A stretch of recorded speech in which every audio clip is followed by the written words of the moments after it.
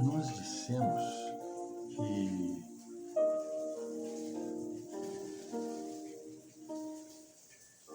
este jesuíta Teilhard de Chardin, assim como outros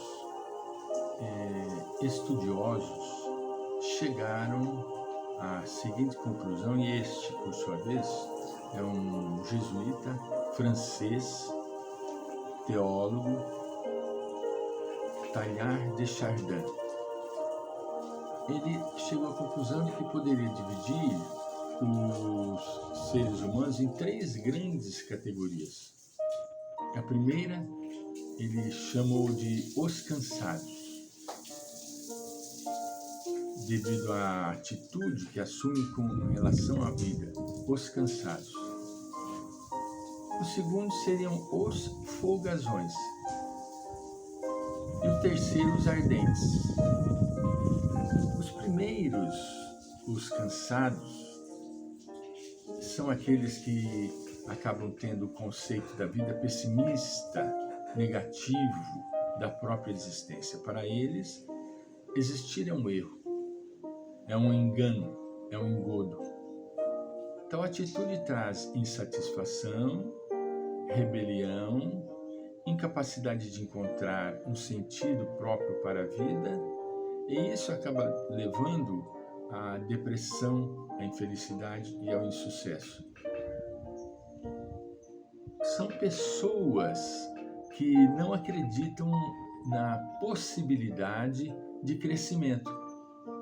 Os cansados, eles se entregam, param onde estão e ali permanecem indefinidamente, até que a vida lhes cobre ou lhe cutuque para que comecem a andar, comecem a ter atitude digna perante a vida. Esses são os cansados. Ah, Francisco, mas será que existem mesmo esse tipo de categoria? Claro que existe. Uma pessoa dessa natureza, um estudioso da personalidade humana, um teólogo estudioso, né? Se ele chegou a essa conclusão, é porque realmente existem pessoas que não querem saber. Ah, não vou fazer isso porque tem que mexer aqui, tem que mexer ali, tem que mexer lá. São pessoas que se encontram cansadas, independente da idade. Aí a pessoa chega e fala, mas uma pessoa de 60, de 70, de 80 anos de idade, nós não estamos aqui relacionando idade, nós estamos falando da criatura humana, dentro do contexto da sua própria existência, né? Os folgazões, segundo eles são levados à contínua busca do prazer, os folgazões. O negócio deles é viver o prazer da vida, usufruir, não é? Para eles, viver é gozar, provar sensações novas, né? Fazer experiências agradáveis, procurar a felicidade entendida no sentido mais exterior e materialista possível. Estes são os que nós chamamos de folgazões. As pessoas folgadas, né? Não querem saber absolutamente de nada com seriedade. Aproveitar o momento e viver a experiência no momento. Aquele momento é o mais importante, né? A consequência de tal atitude desses folgazões é um alternar constante de estados de excitação e depressão, né? De ilusão e desilusão. Condição essa que mais cedo ou mais tarde resulta em crises de insatisfação, de amargura, de sensação de derrota. E naquela perniciosa frustração existencial da qual fala Viktor Frankl, causa de tanto sofrimento físico e psíquico. Viktor Frankl, ele simplesmente diz que a criatura humana, ela vive insatisfeita, vive amargurada, vive em constante sensação de derrota, porque são aqueles indivíduos que não programam em profundidade a sua própria vida. São as pessoas folgadas, as pessoas que não querem que falem em responsabilidade, né? Os terceiros, que são chamados ardentes, ao invés, e diferentemente dos dois anteriores, são aqueles os quais a vida é uma contínua ascensão para estados sempre mais profundos de consciência.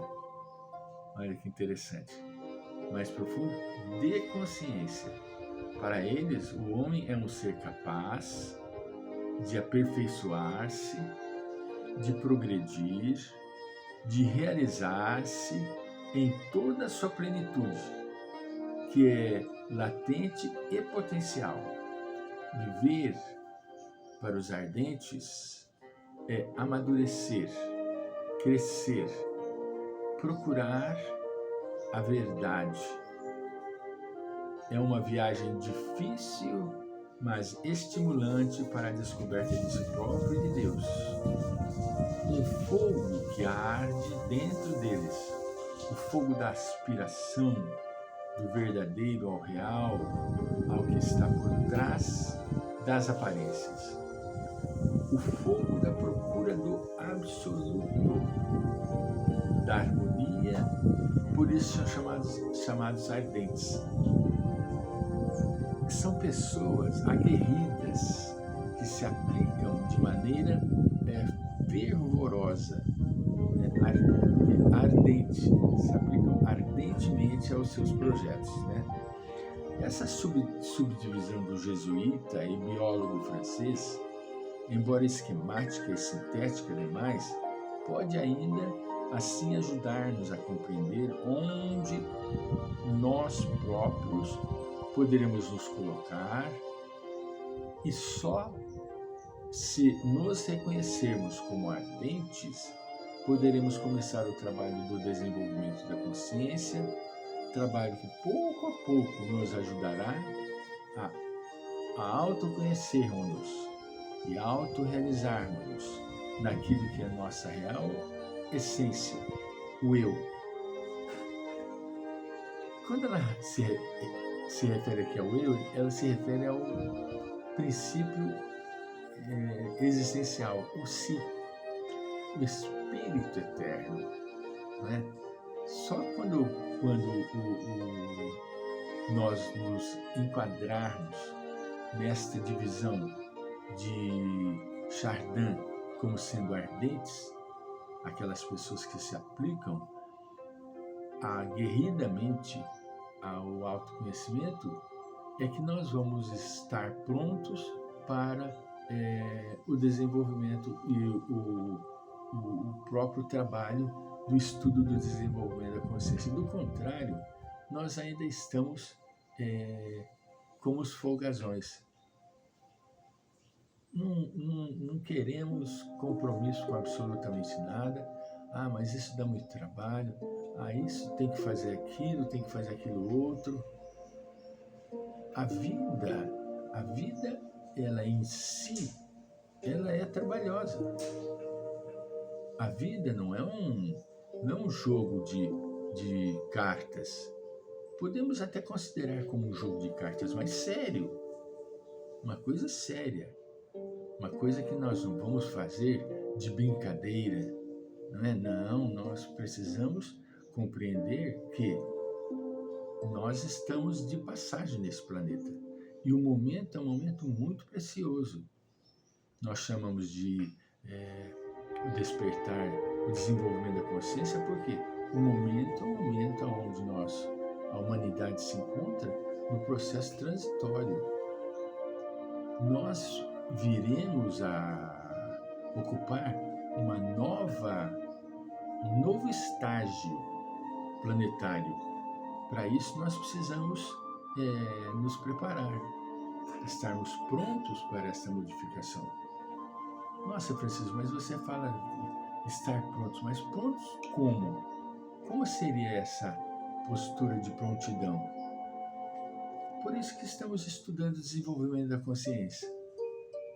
Estarmos conscientes de que nós fazemos parte deste grande concerto da humanidade.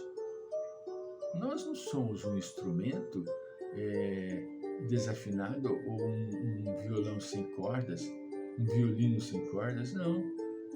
Nós somos um violão com cordas e que se encontram afinadas e que precisam ser desenvolvidas, precisam ocupar a função verdadeira que ocupa na orquestra. Sermos pessoas e criaturas habilitadas para essa nova fase que estamos nos preparando. Falamos e falamos de momentos de transição, mas nós não nos preparamos para esse momento de transição. Nós simplesmente vamos empurrando e tocando a vida de roldão sem nos prepararmos para a verdadeira função que nós devemos ocupar nesse processo de transição em que nós nos encontramos. Vamos voltar.